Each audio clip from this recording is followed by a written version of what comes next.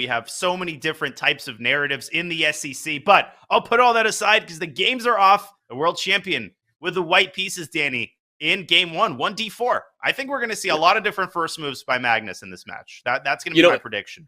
And I agree with you, and I think it's an interesting point you made, because I think Magnus is going to be poking and prodding early. You see experienced players do that because they're trying to find those cracks in the armor, right? Where are the angles I can take against my young opponent who maybe doesn't have as well-rounded a repertoire as he will in 5 years from now, right? And so you see experienced players do that to see if they can even trick you in a move order, in a transposition where Magnus gets an advantage out of the opening. And there's this idea that people sometimes carry around that quote-unquote Magnus is not an openings guy. I can attest that is not the case, having played my share of blitz matches against him. Yeah, sometimes Magnus plays something a little bit offbeat to get a fresh position, but that doesn't mean he doesn't have tremendous opening preparation across all of the mainstream openings. And right here, we see him going straight into one of the most hotly contested openings in modern theory, the Nimzo-Indian, and opting for a very solid continuation, the Rubinstein. We saw him kind of shuffle there, not exactly sure what he was, maybe just talking to himself about the opening or frustrated about something. But like you said, we have a Rubinstein, Nimzo, and Earl. Wait. That's a mouse slip. Was that a mouse slip? That's got to be a mouse slip. I mean, if this is preparation, then I'm going to be speechless for the rest of the show. A4. I don't think we want you speechless for the rest of the show. Speaking for the fans and the non-fans of myself. So we don't want you speechless.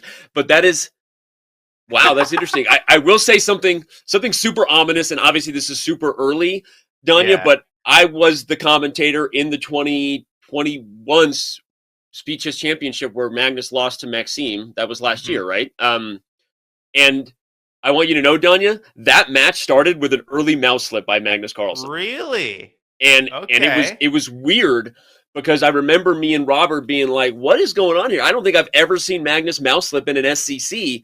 And anyway, that day obviously proved ominous. I'm not saying anything like that happens here, but that was just have to draw that in. I'm having this weird out-of-body deja vu right now.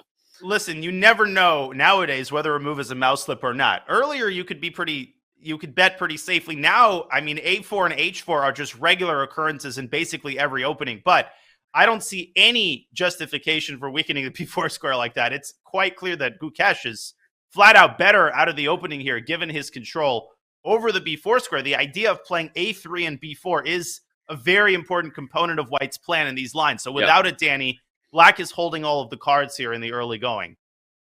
Yeah, I agree totally. So we'll see if that throwback or callback to what happened in that MBL matchup, the only Speeches Championship match that Magnus Carlsen has ever lost, for those who didn't get that memo.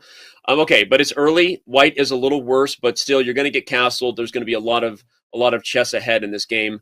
I think I always draw my attention to the clock, Danya, and just see that Gukesh is keeping pace at this point with the world champion. That's always a good sign when you're looking at the timer. And Magnus, without question, over the last couple of years, has gotten a lot faster. He is not an easy guy to face in time scrambles. He might not be as fast as Hikaru. Obviously, nobody is in time scrambles, but it's not like if Gukesh manages to get this down to 30 seconds for both players, he's necessarily going to stand to benefit. I actually don't think Magnus minds a bunch of these time scrambles, given Gukesh's relative lack of experience online. But yeah, you can see Magnus in kind of defense mode, going bishop a6. He wants to trade the bishops off. I think he's even happy to get away with a draw in game one here. Yeah, he's getting rid of a potentially dangerous bishop on that long diagonal, kind of typical of these positions. It's sort of transposed from what was a Nimzo move order for those who might be just tuning in. Where have you been? Magnus is playing. Morpheus is fighting Neo. Let's go. But now it's a position that is a little bit tamer. It looks kind of like a Queen's Gambit, declined or exchange kind of theory that we might have had here. Yeah, and good squares don't win games. Just because Black holds the b4 square doesn't really mean that White's position collapses. Gukesh trying to make the most of his opportunity. The knight jumping into d3, but I think Magnus doesn't need to overreact. Just rook a to b1, and then you can kind of nibble around the edges. You could play h3, make some lufts. Bishop e1 is a nice move, kind of forcing the trade. And Danny, if Magnus manages to untangle a little bit further here, he might start playing for the advantage. I mean, you have that c6 square. The idea of knight back to d4 could be unpleasant. The other knight, Catalan style, can jump into d3. I've seen Magnus win these kinds of games so many times. I mean, haven't we all? Yeah. more times than any of his opponents would like to admit. I agree. We're back to a roughly 50-50 position. And again, it is a tame one, so we're not saying Gukesh is worse yet. But I like your idea of knight d4, knight c6, knight d3. And the problem here is, what exactly is Black's plan to prevent White from improving, right? Even though that computer says Black has a microscopic edge. Yeah, if I'm Gukesh, I'm like, you know what? I might even just simplify this and not let Magnus think he's going to play for a win. There's just so many decisions you make just on the basis of one observation alone, and that's who you're playing. I think bishop takes c1 is a move Gukesh probably wouldn't play against most other grandmasters, but I think it is a very good practical decision against Carlsen as he activates his own knight. We might see knight b5 to d4. We might see rook a to c1, but at this point, I think Magnus is breathing a lot easier than he was after a4. Yeah, I can't wait to discuss. Obviously, we'll see who wins. We usually have an interview after a match, and just ask Magnus early if he did indeed mouse slip that. Shout out to Tactics and Swindles. Great name. All right, here we've got a pretty Tactics and Swindles. That's all I used to do. But not anymore. All right, man. Well, this looks like a pretty tame position. If White gets b4 though, and then b5. And then c6 is an anchor outpost square, and then a7 is weak. Come on, Danya, give me some highlights. There you go, baby. I love that. There you go. Christmas colors there. I wanted red, though. Oh, there we go. Red is the basic color. b4 by Magnus, and the Magnus Whisperer strikes again. And the clock situation, Danny, he's up a nice solid 40 seconds. And again, I can't emphasize this enough. Gukesh is just not an experienced online player, so it's just so easy to panic when you get, especially below a minute. I think that's the threshold when relatively inexperienced players sometimes start to panic online. Yep. I agree. And you can already see the eval bar is an evil bar if you're Gukesh, because here comes an edge for White. And as highlighted, if b5 occurs and the knight pops on c6, even if objectively Black should still be okay, from a practical perspective, when you add time onto the clock, he's now down by 30 seconds. Yeah. Here comes Magnus. And let's not forget about the move f3. That's a very nasty move here because the knight doesn't have any good squares. If it drops back to d6, that enables the move knight c6. And there's all sorts of tactics there with knight e7 check. I attempt number 4. Okay, there we go. And Danny, if the knight moves back to g5, you could toss it back even further with h4. I think Magnus is deciding right now between f3 or b5, and f3 is on the board. You called it. F3 going to kick the knight back to d6 before maybe knight c6 happens immediately. So Gukesh is going to trade. Yeah, at this point, it's not necessarily panic mode, but it is Houston. We have a problem. Let's simplify this thing before bad things happen. Yeah, and it's already amazing as early as game 1 how Magnus has transformed just a clearly worse position out of the opening, and not an unbalanced worse position, a worse position with a symmetrical pawn structure. And now you would never guess that he mouse slipped with a4 on like move 5. Like you would never be able to tell. Yeah, that's why I can't wait. I mean, I know I'm with you that it was a mouse slip, but I'm like, I have this weird, I suffer from Magnus bias-itis. I never really know.